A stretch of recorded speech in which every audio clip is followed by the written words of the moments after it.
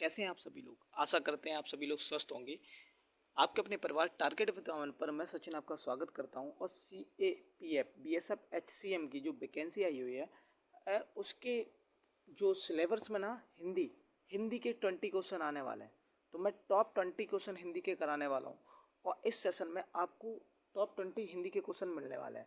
तो सेशन को पूरा एंजॉय जरूर करें और वीडियो को लाइक नहीं किया तो लाइक करें और चैनल को सब्सक्राइब जरूर कर लें, जिससे आपकी जो BSF HCM की जो तैयारी है ना वो बेहतरीन तरीके से आपकी हो सके। हिंदी का अभी सेट मैंने हिंदी का स्टार्ट किया आज से। इसके साथ साथ हम लोग कंप्यूटर का भी करेंगे, मैथ का भी करेंगे और रीजनिंग का भी और इंग्लिश का भी। भाई जो इंग्लिश लेना चाहते हैं वो इंग्लिश हो सकता है, लेकिन हिंदी मोस्ट इम्पोर्टेंट ज़्यादातर लोग हिंदी करेंगे। तो हम हिंदी का और मैथ, रीजनिंग और GS इन चारों का एक एक करके हम लोग प्रैक्टिस सेट लेके आने वाले हैं और ये सारी चीज़ प्रीवियस ईयर पे बेस्ड रहने वाली है। तो आपकी जो तैयारी को बूस्टअप करने वाला है ना वो ये सीरीज रहने वाली है। तो जल्दी से जल्दी ज़्यादा से ज़्यादा लोग जुड़ जाएं, जिससे आपको इस टारगेट यूनिफॉर्म जो इस मिशन का है ना, टारगेट यूनिफॉर्म जो इस सीरीज का नाम रखा गया वो टारगेट यूनिफॉर्म है। और इसमें आपको हिंदी के टॉप 20 क्वेश्चन इस सेशन में मिलने वाले हैं। तो देखते हैं पहला क्वेश्चन क्या है। अगर हम फर्स्ट क्वेश्चन की बात करें तो पहला क्वेश्चन कह रहा है 3 बेर खाती थी वो 3 बेर खाती थी। 3 बेर खाती थी वे 3 बेर खाती थी, निम्नलिखित पंक्ति में कौन सा अलंकार है। तो बोला श्लेष अलंकार है, यमक है, अनुप्रास है, उपमा अलंकार है। तो इसका राइट आंसर है यमक अलंकार। क्योंकि यमक अलंकार में होता क्या है कि वर्ड की आवृत्ति बार बार होती है, यानी एक वर्ड बार बार आता है। अनुप्रास में क्या होता है, एक वर्ड यानी एक अक्षर बार बार आता है अनुप्रास में। श्लेष अलंकार में क्या होता है, अर्थ किसी दूसरे पे निर्भर करता है। उपमा में क्या होता है, किसी की उपमा दी जाती है। तो इसका राइट आंसर है यमक अलंकार। 3 बेर खाती थी वो 3 बेर खाती है, इसका राइट आंसर क्या है, यमक अलंकार।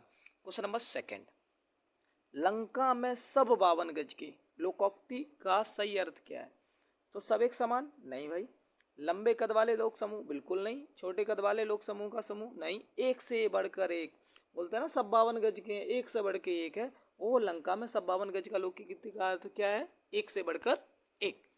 नेक्स्ट क्वेश्चन है, नेपाली शब्द में कौन सा प्रत्यय है। देखो प्रत्यय और उपसर्ग, उपसर्ग होता क्या है, उपसर्ग हमेशा आगे लगाया जाता है और प्रत्यय हमेशा वर्ड के बाद में, यानी मूल शब्द के बाद लगाया जाता है उसे प्रत्यय बोलते हैं। मूल शब्द के जो पहले लगाया जाता है उसे उपसर्ग बोलते हैं। तो नेपाली शब्द में कौन सा प्रत्यय है, नेपाल। अगर हम नेपाल निकालते हैं बचा ई, तो इसका राइट आंसर क्या है, ई, नेपाल ई क्या है इसका प्रत्यय। निम्नलिखित में से व्यंजन संधि वाला शब्द कौन सा है। तो व्यंजन संधि वाला शब्द कौन सा है, जिसमें एक वर्ड व्यंजन आए उसे हम व्यंजन संधि वाला वर्ड बोलेंगे। निश्चल, निश्चल में अगर हम बात करें तो नि और सुचल, यानी ये विसर्ग संधि हो गया। निष्कपट ये भी विसर्ग संधि हो गया। दुशासन ये तो वैसे ही दिख रहा है विसर्ग संधि है। तो बचा कौन सा, दिगंबर। दिगंबर एक क्या है, व्यंजन संधि है। नेक्स्ट क्वेश्चन है, पुरुषोत्तम में कौन सा समास है। पुरुषोत्तम में कौन सा समास है, कर्म तत्पुरुष करण अधिकरण। तो पुरुषोत्तम में अधिकरण तत्पुरुष समास है। पुरुषों में जो उत्तम, पुरुषों में जो उत्तम, तो अधिकरण में क्या आता है, मैं। नेक्स्ट है नाग। नाग शब्द का एक अर्थ होता है सर्प। इस शब्द का दूसरा अर्थ क्या होता है, बकरा नहीं, बिल्कुल नहीं। गधा बिल्कुल नहीं। घोड़ा नहीं। इसका एक अर्थ क्या होता है, हाथी होता है। तो नाग शब्द का एक दूसरा अर्थ क्या होता है, हाथी। नेक्स्ट है चंद्रहास का पर्यायवाची शब्द क्या है। चंद्रहास, अगर हम चंद्रहास की बात करें तो इसका पर्यायवाची शब्द है तलवार।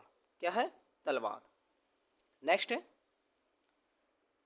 परलोक से संबंध रखने वाला व्यक्ति। निम्न वाक्यांश के लिए एक सही शब्द चयन विकल्पों में से कीजिए। परलोक से संबंध रखने वाला, पुरलौकिक बिल्कुल नहीं, समलौकिक नहीं, पारलौकिक नहीं, पारलौकिक। क्या है, पारलौकिक, क्योंकि इसकी बर्तनी ठीक नहीं है, ये है पारलौकिक। तो तुम्हारा राइट आंसर क्या रहने वाला है, 4 वाला।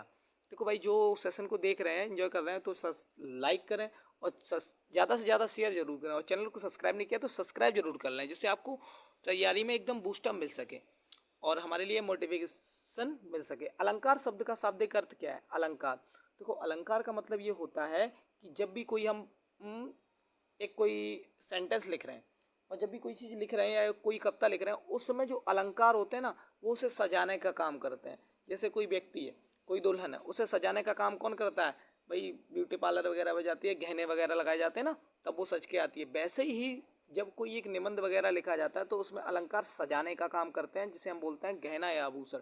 इसका शाब्दिक अर्थ क्या है? गहना या आभूषण। नेक्स्ट है प्रलय। प्रलय का विलोम शब्द क्या है भाई? प्रलय आ जाना, यानी जब भी कोई नुकसान वाली चीज होनी है प्रलय। हास विलोम तो बिल्कुल नहीं है। संहार नहीं, बिल्कुल नहीं। इसका राइट आंसर है सृष्टि, यानी सृष्टि बसी हुई है, उसका विलोम क्या होता है? प्रलय होता है। नेक्स्ट, निम्न में से कौन सा शब्द तद्भव है? तद्भव शब्द कौन से होते हैं? वे शब्द जिनको हम हिंदी भाषा में उपयोग करते हैं उसे हम तद्भव बोलते हैं, और तत्सम वो होते हैं जिन्हें हम संस्कृत भाषा में ज्यों कहते हैं यूज करते हैं, वो तत्सम होते हैं।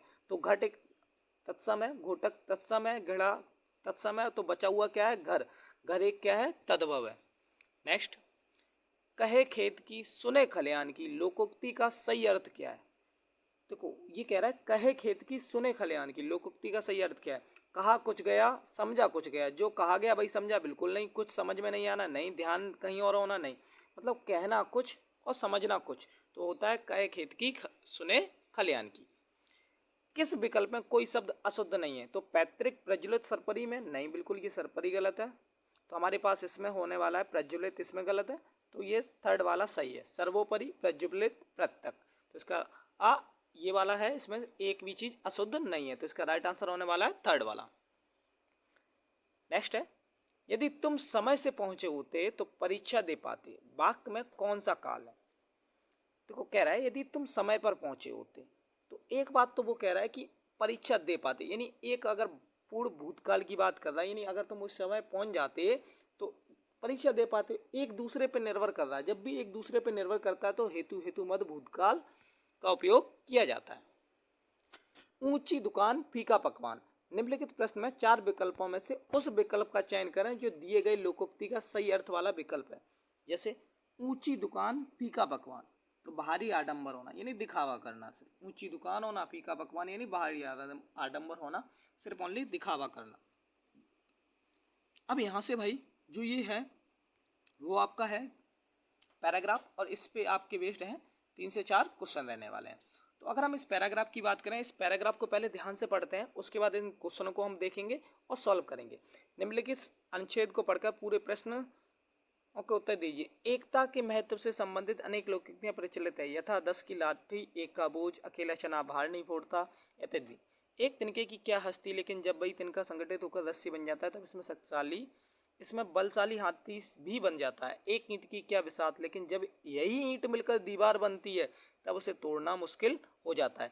एक बूंद जल की क्या अस्तित्व, लेकिन जब इन्हीं बूंदों के मेल से सागर का निर्माण होता है तो उसे लांघना दुष्कर हो जाता है। एक चींटी की क्या औकात, लेकिन जब ये छोटी छोटी चींटियां एक साथ हो जाती हैं तब उन अपने से बड़े आकार के जीवों को चट करती हैं। एकता के महत्व से संबंधित एक किसान और उसके बच्चों की लकड़ी के टुकड़े की कथा प्रचलित है। लकड़ी के टुकड़े जब अलग अलग रहते हैं तब बच्चों द्वारा आसानी से तोड़ दिए जाते हैं, परंतु वे ही टुकड़े जब संगठित होकर गट्ठर बन जाते हैं तब बच्चे तोड़ नहीं पाते। इन दृष्टांतों से स्पष्ट है कि एकता में ही बल है। अब इसी पे बेस्ड हम लोग करने वाले हैं क्वेश्चन। जब चींटियां एक साथ हो जाती हैं तो काटना शुरू कर देती हैं, नहीं दूर तक चली जाती, नहीं एक पंक्ति बना लेती, नहीं अपने से बड़े आकार जीवों को चट कर जाती हैं, तो इसका राइट आंसर है 4 वाला। नेक्स्ट क्वेश्चन क्या है, अकेला चना भार नहीं फोड़ता, लोकोक्ति का अर्थ क्या है? अकेला व्यक्ति भार नहीं फोड़ता, बिल्कुल नहीं। अकेला व्यक्ति कुछ भी कर सकता है, नहीं नहीं नहीं, अकेला व्यक्ति कुछ भी नहीं कर सकता, ये इसका राइट आंसर होने वाला है। नेक्स्ट है, इस गद्यांश का उपयुक्त शीर्षक लिखिए। अनेकता में एकता, संगठन में शक्ति। तो अनेकता में एकता तो नहीं है, बूंद से सागर बनना नहीं, संगठन में शक्ति, यानी एक ग्रुप बनता है उसमें बहुत ज्यादा शक्ति होती है, इसका राइट आंसर यही है। तिनके की क्या विशेषता है, जब तिनका संगठित होकर रस्सी बन जाता है तब इसे बलशाली हाथी में भी बांध सकते हैं। ये हमने अभी पैराग्राफ में जस्ट पढ़ा हुआ था कि जब भी तिनका इकट्ठा होकर एक रस्सी बन जाता है तो बलशाली हाथी को भी बांध लेता है।